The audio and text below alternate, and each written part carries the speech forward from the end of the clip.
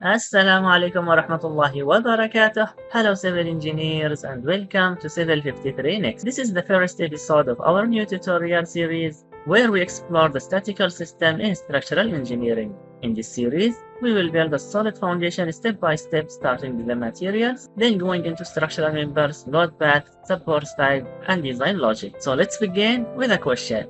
What is the statical system? Statical system is simply the arrangement of structural elements like beams, columns, slabs, and foundations that transfer loads safely from the structure to the ground. It's the skeleton of any building. But before we analyze or design any of these elements, we need to understand what they are made of.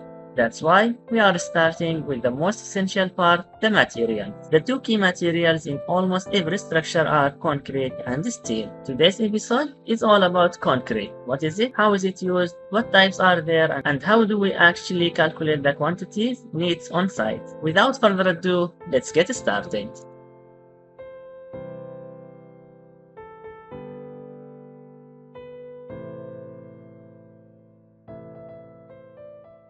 Concrete. What does it mean by concrete? Concrete is one of the most widely used construction materials in the world. But it's important to remember concrete is not just one thing, it's a composite material, which means it's made from a combination of different components. A builder,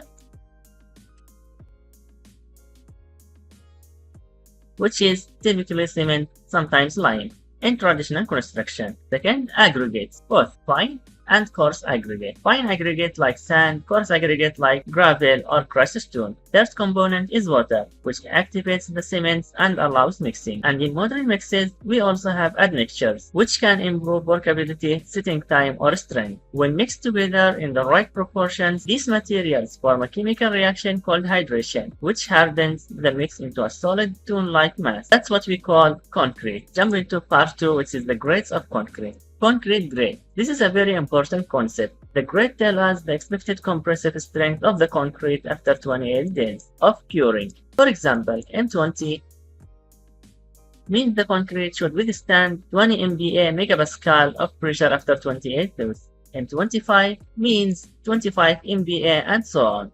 To make it simple, higher grades equals stronger concrete. We choose the grade depending on the part of the building and its structural load. For example, footpaths or non-structural areas may use M15 or M20. Residential buildings often use M25. High-rise buildings or bridges may use M30 to M50 and above. Now let's talk about type of concrete mix. There are two types of concrete mix. Nominal mix. It's a simple traditional way of mixing concrete using volume-based proportions. We can say like 1:1.5:3, which means 1 part of cement, 1.5 parts of sand, 3 parts aggregate. These mixes are used for small-scale construction, where high precision isn't critical. But for large projects, we use design mix. It's used in large-scale construction. These are carefully calculated in laboratory to achieve specific performance, strength, and workability, using materials that are locally available. Design mixes take into account 3 things. First, water-cement ratio. Second, slump requirement, workability. Third, target strength, usually higher than the nominal grade. In this table, we can see the different types of concrete grades, starting from M5 up to M70. Here we can see the mix ratio. So we have 1:5:10, which means 1 part of cement, 5 parts of sand, 10 parts of aggregate. Here we have the compressive strength in Newton per millimeter square, which is megapascal, or we can say compressive strength in PSI units, which is feet or inches. The standard grade is M25. The ratio is 1:1:2. 1 part of cement, 1 part of sand, 2 parts of coarse aggregate. Our compressive strength will be 25 MPa. For M30, we have to do the design mix, which we will be talking about it later on. Here we can see that concrete grades and their uses. For C10, this concrete grade is used for patio slabs, pathways, and non-structural work. This is mainly used in domestic and commercial use. C20, this concrete grade is used for domestic floors and foundations, workshop spaces, garages, driveways, and internal floors slab. This is mainly used in domestic use. This concrete grade is used for all areas, especially for multi-purpose concrete mix. And foundation, this is the main use in domestic and commercial use. As we saw before, building codes provide nominal and standard concrete mix ratios for various construction tasks based on practical experience and laboratory testing. So why do we need concrete mix design? To determine the requirement proportion of each ingredient like cement, water, aggregates, and mixtures. Second, to ensure the production of quality concrete that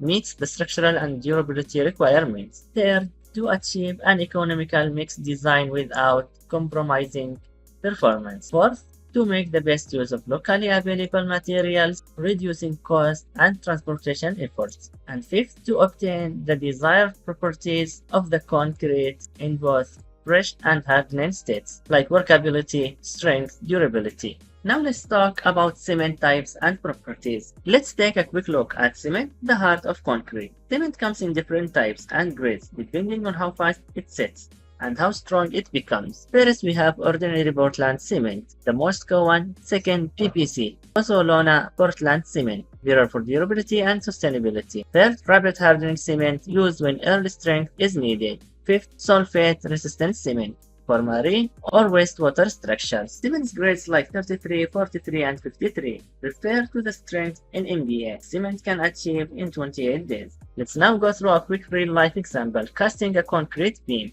We have a beam with length 4 meters, width 0.23 meters, depth 0.25 meters. Here we will use M20 grade concrete mixed ratio in this case. M20, as we said, means the characteristic compressive strength of concrete after 28 days in MPa. The nominal mix ratio for M20 is 1:1.5:3, cement, sand, coarse aggregate by volume. So as we said, if we have a beam with the following dimensions, length 4 meters, width 0.23 meters, depth 0.25, and we want to cast it using concrete with a compressive strength of 20 MPa, then we can use the M20 mix, which has a nominal mix ratio of 1:1.5:3, cement raised to sand to coarse aggregate by volume.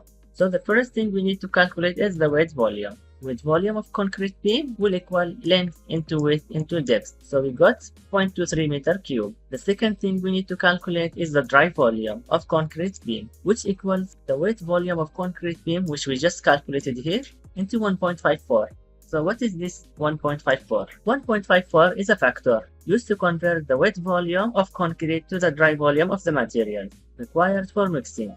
Let me explain more. Why do we use 1.54? When we say weight volume, we mean the finished volume of concrete after mixing all components like cement, sand, aggregates, water. However, when we are measuring raw materials, cement, sand, and aggregate for mixing, these dry materials occupy more volume due to voids between particles, buckling of sand, wastage during mixing, handling, and placing. So to compensate for voids in aggregates and sand, shrinkage when mixes the water, handling loss, and waste, we multiply the weight volume with this factor, which is 1.54, to estimate the dry volume of the material required. This is an empirical value based on practice and testing. Sometimes you may see slight different factors like 1.52 or 1.57, but 1.54 is most commonly used in field work and estimation. So after calculating the weight volume, then the dry volume, we need to calculate the sum ratio. Sum ratio is like the 1 part of cement plus 1.5 part of sand plus the 3,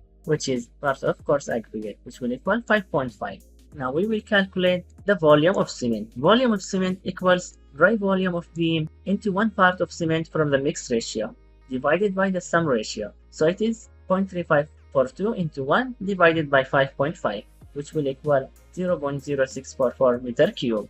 Now if you want to convert this from meter cube to kg, so cement in kg will equal 0.0644 meter cube into density of cement. Density of cement is the fixed factor, which is 1440 kg per meter cube. So multiplying both values, you will get that the quantity of cement you need in kg is 92.736 kg, which means how many bags do we need of cement. So to calculate the cement bags, take the value that you got it in kg divided by 50, you will get 1.5 approximately, which means 2 bags. So why did we divide it by 50? In most countries, 1 standard bag of cement weighs 50 kilograms. This is a universal standard used for calculating quantities in construction.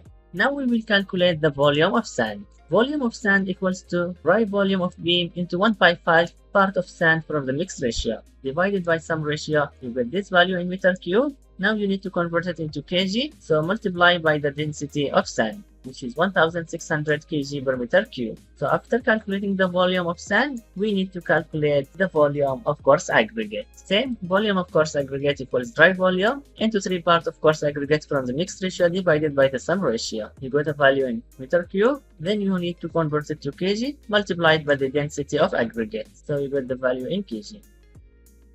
Finally, how to calculate water. Water equals to cement in kg into 0.55.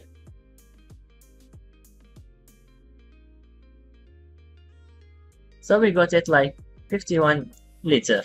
Now let's have a quick look at cost analysis. So as we said, we find the volume of cement, sand, and aggregate, also water. So for cement, we need 2 bags. So multiply by cost of 1 bag. So that will give you how much you need to pay to get the cement, or how much the cement will cost you. Sand in kg multiply by cost of 1 kg of sand. Same for aggregate and water. So this is how we calculate materials before mixing, something every site engineer should know. And that's a wrap for episode 1. We introduced the statical system, explained why materials are the starting point, and explored concrete in depth from definitions and grades to real-world calculation. In the next episode, inshallah, we will talk about steel, its types, properties, and how it complements concrete in modern structural design. If you find this lesson helpful, don't forget to like the video, subscribe to 753 Next, and follow me on Instagram at 753 Next for more updates and tips. Thanks for watching, and see you in the next one, inshallah.